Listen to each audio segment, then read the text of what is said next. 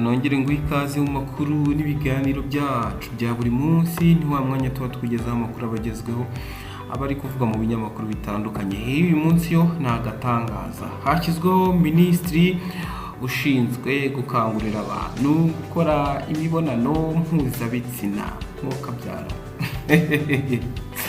Kanze mbabwira igihugu, ariko ibi ngibi niko byagenze da.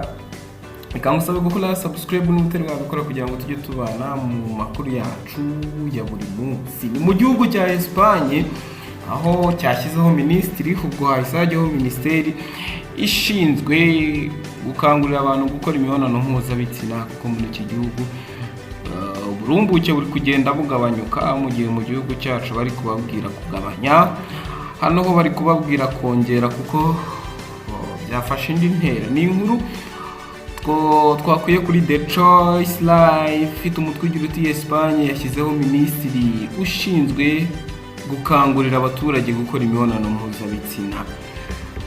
Leta ya Espagne nyuma yo kuza mu bihugu bya mbere ku isi bifite ikibazo cy'uburumbuke buke mu baturage, cyafashe umwanzuro wo gushyiraho minisiteri ishinzwe imibonano mpuzabitsina, ushinzwe gushishikariza abaturage kugandukira gukora imibonano mpuzabitsina kugira ngo umubare w'abana wongere uzamuke muri iki gihugu. Iki gihugu cya Espagne rero cyavugishije benshi ubwo cyatangazaga ko gishyizeho minisitiri ushinzwe imibonano mpuzabitsina nk'imwe mu nzira zo guhangana n'iki kibazo cy'ubwororoke buri hasi mu baturage b'iki gihugu. Inkuru ya BBC ivuga ko Espagne yabikoze nyuma y'uko ije mu bihugu bya mbere ku isi bifite uburumbuke buri ku kigero cyo hasi. Bimwe mu bikekwa ko ari intandaro yo kugabanuka k'uburumbuke muri Espagne harimo kuba abaturage bakora amasaha y'umurengera, umuco wo kurya bwenda gucya no kuryama batinze.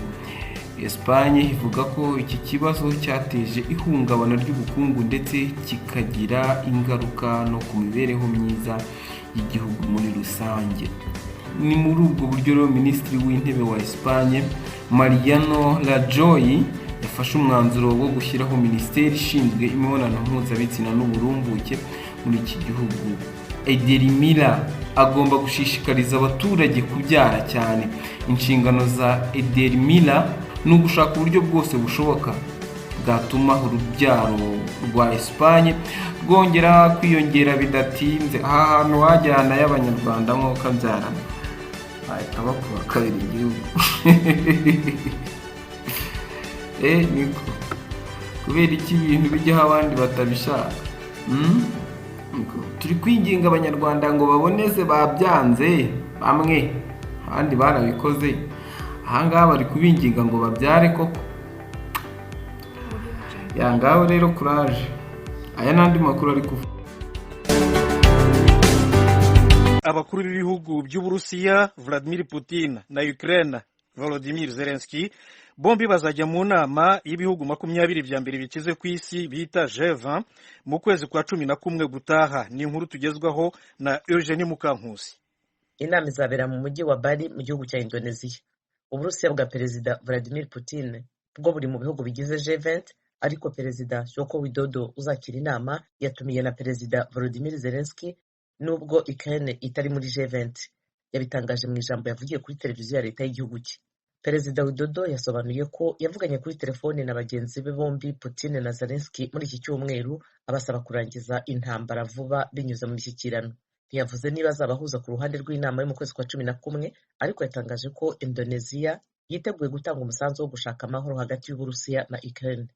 Umukuru w'igihugu cya Indonesia yongeyeho ko yatumiye abayobozi b'Uburusiya na Ukraine kubera ko intambara irimo igira ingaruka mbi zikomeye ku bukungu bw'isi yose, kandi ari G20 ifite inshingano zo kubuzahura. Loni yatangaje ko abantu barenga 3,000 barohamye barazimira mu nyanja bashaka kwambuka bajya ku mugabane w'Uburayi mu mwaka ushize w'2021. Iyi nkuru muragezwaho na Frederic Nkundikije. Abanyafrika ibihumbi n'ibihumbi bama bafashe ingendo zibatwara mu bihugu vya Buraya zishobora kubamo impanuka kila mwaka. Akenshi bajabuka ubugaragwa bwa Sahara bakaja ku nkengera z'ibahari ziri mu bihugu vyo mu buraruko bwa Afurika aho baca bakoresha ubwato buto buto bagiye kurondera ubuzima bwiza mu bihugu vya Buraya. Mu mwaka uheze HCR yatangaje ko abantu 377 ari bo bahasize ubuzima. Igitigiri ciyongeye inshuro zibiri ku gitigiri c'abantu basize ubuzima bwabo muri urwo rugendo mu mwaka wa 2020. Ico gitigiri ntikirimo abantu bashobora kuba bapfuye igihe bariko bajabuka ubugaragwa bwa Sahara canke abantu baguye mu bibanza abantu bari mu rudandazwa rwo kujabukisha abandi mu bihugu vya Buraya babafungiramwo kandi babakorera amarorerwa arimo gufata abakenyezi ku nguvu. Frederic Nkundikije buretse kugenda noneho ahubwo tubwire n'iyi nkuru yo mu gihugu cya Repubulika ya Centrafrique aho abarwanyi b'umutwe witwaje intwaro witwa CPC Coalition des Patriotes pour le Changement mu Gifaransa, Patriots for Change mu Cyongereza, uyu munsi mu gitondo bateye inkambi ya gisirikare iri mu mujyi wa Bukuma. Frederic Rokomeza. Ayo makuru yatangajwe na leta avuga ko abasirikari 6 bahasize ubuzima. Ico gitero cemejwe kandi n'umukuru w'ibitaro biri mu gisagara ca Bangassou gihana urubibe n'igisagara ca Bakoma. Igihugu ca Repubulika Centrafrica gitunze ubutare bwinshi kimaze imyaka itari mike mu ruhagarara n'ubwicanyi kuvaho urunani rw'abagwanyi b'abayisilamu rwitwa Seleka yokuriye Perezida François Bozize mu mwaka wa 2013 hagaca haduka abagwanyi b'abakristo bama batanye mu mitwe n'uyo murwi w'abayisilamu.